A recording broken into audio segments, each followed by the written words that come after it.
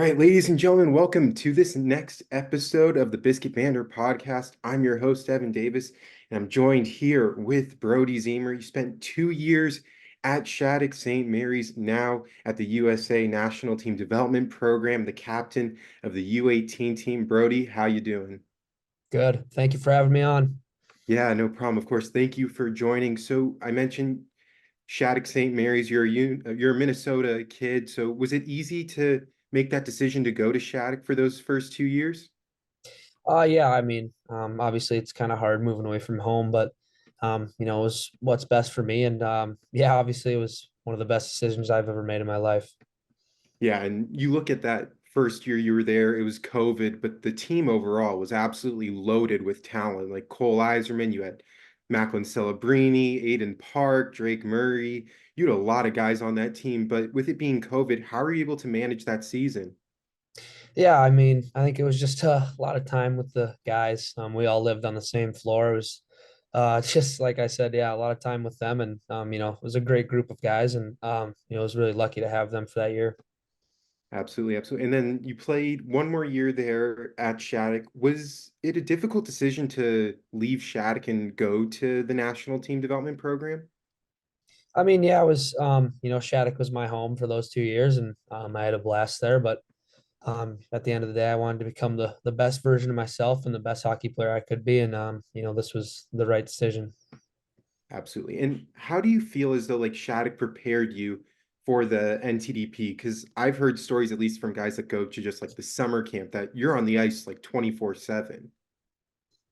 Yeah, the skating is awesome. We do power skating. The gym time's awesome too, and I think it's also just kind of living on your own, having to manage school and hockey and your social life and all that stuff. It's good for sure. Absolutely, absolutely. And now at the NTDP, you have a lot of guys, or at least a few guys that played with you at Shattuck. Does that make it easier to then make that transition maybe a little bit more smoother? Yeah, for sure. And there's a bunch of guys from Minnesota here too, and it just definitely made it a lot easier for me. Just I've had a lot of time spent with them, and I've played on teams with them before this, and so yeah, it made it smoother for sure. Absolutely. And I was just wondering, like, 16-year-old, you start off at the NTDP. What is it like playing in that USHL where you're playing with guys that are 19, 20 years old? Yeah, it's hard.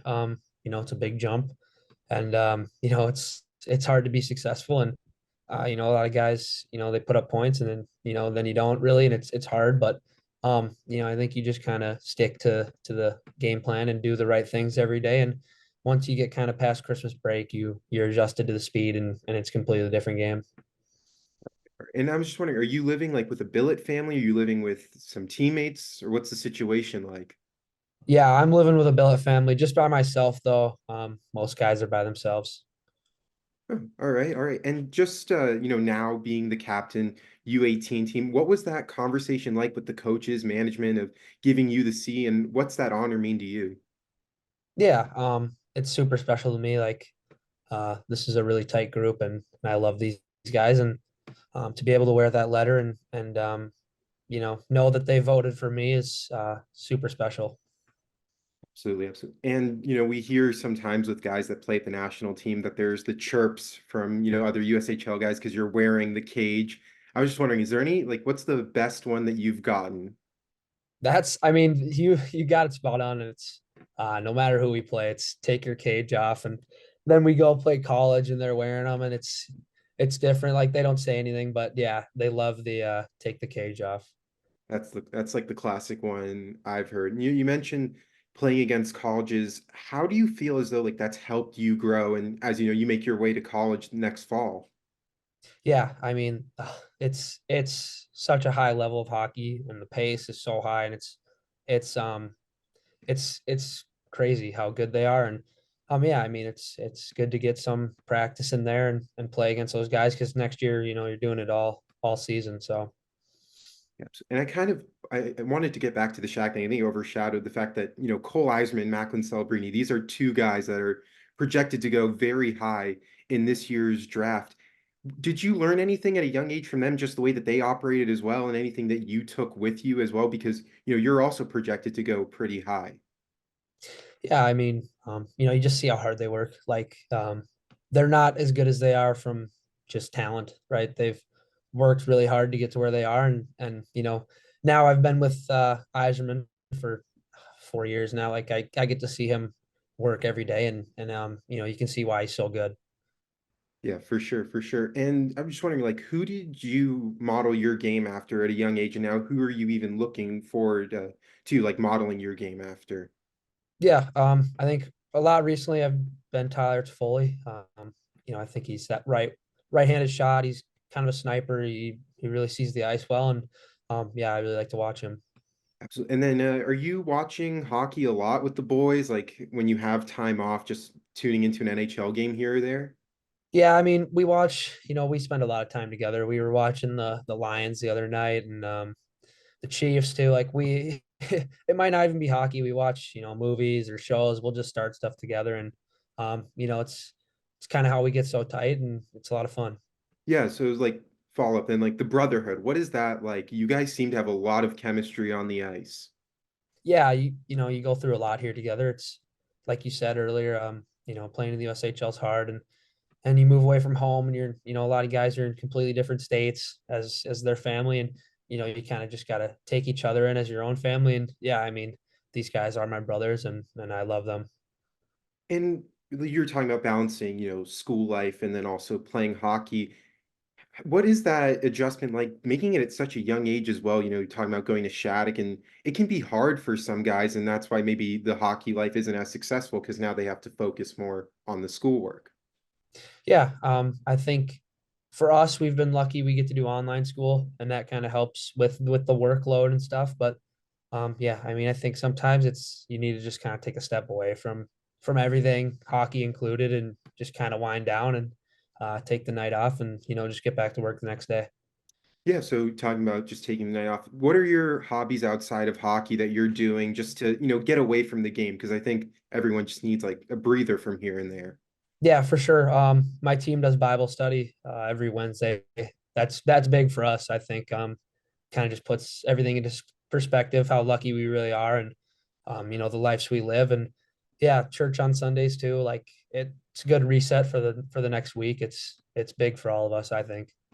Awesome. And just wanted to get into, so, this upcoming fall, you got University of Minnesota, you're committed there. Was that an easy decision to make? Like, did you have a top three that you were looking at? Like, I know you're a Minnesota kid, but was there anything like any other schools you were venturing towards? Yeah, I went on a visit to St. Cloud. I also went on a visit to Wisconsin. And I was gonna go on a visit to Denver, but I just made the decision to stay home. It felt right to me, and I love the coaching staff, and I think Minnesota is so cool. Like growing up, going to those games, and just thinking about that next year. I might be skating out there, and it's doesn't feel real. Yeah, and do you guys ever talk with each other? Like your teammates talk about like, oh, this school's incredible, this school's incredible, because it seems like you guys go in bunches almost to like different universities. Yeah, I think part of it's where you come from and stuff. Like obviously, John Whipple and me, Minnesota guys, and we're both going to Minnesota. And I think there's no really bad school anymore. Like it seems like everybody's super excited where they're going, and just looking forward to everybody's futures there. Yeah, absolutely. And I just wanted to just ask you, so with CA hockey, Oliver Moore's there. Did you ever talk to him about your decision? And do you just ever talk to him about like what school and the day-to-day life is like at Minnesota? Yeah, we skated together a little bit over the summer, and yeah, obviously you talk to him about kind of if there's any summer classes and stuff like that, and the lifts and the skates and whatnot. And yeah, I mean, it's good to know. Absolutely. And you talk about the lifts and the skates. What is it like at the national team development program? Like, how often are you guys working out and skating? Yeah, we're lifting 4 times a week, and then one day we'll do recovery just to kind of get the bodies right. But yeah, we'll skate probably 2 hours, 2.5 hours a day. And yeah, I mean, the weight room's been huge for all of us. We've all put on a ton of weight. And I think for me, especially, I need to work on my skating ability. And with the weight room and just getting stronger, like my strides become so much better in the last year and a half. And yeah, the weight room's been huge for us. Absolutely. And I just wanted to like ask you, is there someone on your team that you believe doesn't get like enough love like out there in the media world with, all these hockey rankings coming out with the NHL draft? Is there a teammate that you think just is flying under the radar? I mean, I think, all of them deserve a little bit more credit. I get to see how hard I mean, everyone really works each day. And, nobody else sees that. They see them, scoring or putting up the points or whatever. But I get to see them work really hard every day. And so, yeah, I mean, I think I think all of them could get more love, but that's just me. Absolutely, absolutely. And I just wanted to talk to you just about, Cole Eisman. He broke the record, I believe it was, for most goals in the program's history, if I'm not mistaken. I know or at least he reached 100 with the program. Were you shocked when he decommitted and now he's going to Boston University? That kind of like was like, whoa, what happened? Yeah, I mean, at first I kind of was, but he told me before he made the decision, kind of what it was about, and he needed to do this. It was what's best for him, and it's not something easy to do like that. It was really hard on him, and I'm just super proud of him for that, and I really appreciated him coming to me before anyone else, and just letting me know, and I'm really proud of him, and can't wait to see what he does at BU. Yeah, because he's a Boston guy, like Mass guy. So I guess when you're talking about the family just being closer to home, I guess that kind of relates to with your situation and being a Gopher. But we want to ask you, season, you're what, about halfway done with it, or Yeah, I'd say about halfway. halfway done? Do you ever feel like the pressure now that like you're entering that draft year, you're now entering going into college in the future? Do you ever feel that pressure that you got to be perfect on and off the ice? Not really because I've just kind of been trying to take it day at a time. I've just kind of been focusing on the guys in the room and ultimately our goal at the end of the year is to win a gold medal and that's what I'm focused on and that's what I'm here to do. With CA hockey, you have Jim Hughes and Byron Ritchie there as advisors within CA hockey. What are they like for you guys off the ice? Like, how much communication do you have with them during your season? Yeah, they're huge and I think Matt Williams does an awesome job too. Like, I think kind of talking about life too, just getting away from the rink and grabbing a cup of hot chocolate or something, just kind of talking about how his stuff's going, how his life's going, how his mind's going, and it just kind of takes my mind away from hockey sometimes, and that's sometimes what you need. And yeah, they're super helpful. Awesome. And when you're at the camp, do you keep in touch with any of the other guys that you meet there? Or you kind of focused on maybe seeing what they're doing, how they're improving? Because I know you have like closer buddies within the organization, but anyone that you're meeting now, you're friends with. Yeah, it's pretty cool too. Like when you play them too, and you're just like, you catch up again.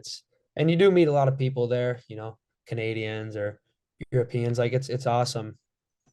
For sure. And when you were meeting with an agency and they told you about a hockey camp in LA, was that what really put the pen to paper, or did Yeah, they do a little more convincing? yeah, obviously that camp is a good time. It's pretty hard too. It's not like summer skates. You go out there and you get to work, and so it's definitely a awesome camp. And does that camp kind of emulate what you go through on a day-to-day basis with the NTDP, or is it at least like fairly similar? Yeah, I would say it's pretty similar. With the off ice stuff and those skates are really intense, like just like a normal practice. I mean, it is pretty similar. For sure, for sure. And then just wanted to ask, like, is there any, I mean, obviously you're talking about winning a gold medal, but any other goals you have for the year 2024 as a whole? Yeah, I mean, we have Five Nations coming up in a week. Obviously, we want to win there and just kind of keep the ball rolling into Worlds and yeah, obviously I want to get drafted. And I want to have a good season and just get ready for Worlds. Yeah, for sure. And you have the combine as well, along with the draft. And I know everyone says like you want to go anywhere, but is besides Minnesota, is there like an area in the States or in Canada that you're like, this could be a cool place to live once I make it? Yeah, I think New York has always been pretty cool to me. I like watching them. I like Kreider and Panarin and those guys, and so I feel like that would be pretty cool to play there. And like for guys that have been at the camp and guys that you might be close with or talk to, do you talk to guys like Gabe Perreault, for instance, about how his draft process went? Like obviously now with the Rangers, or even like Oliver Moore, who got drafted by Chicago. Do you ask them about advice on how to handle everything? Because it seems to all just come at once between like the draft, then you go to camp, and then you have school coming up.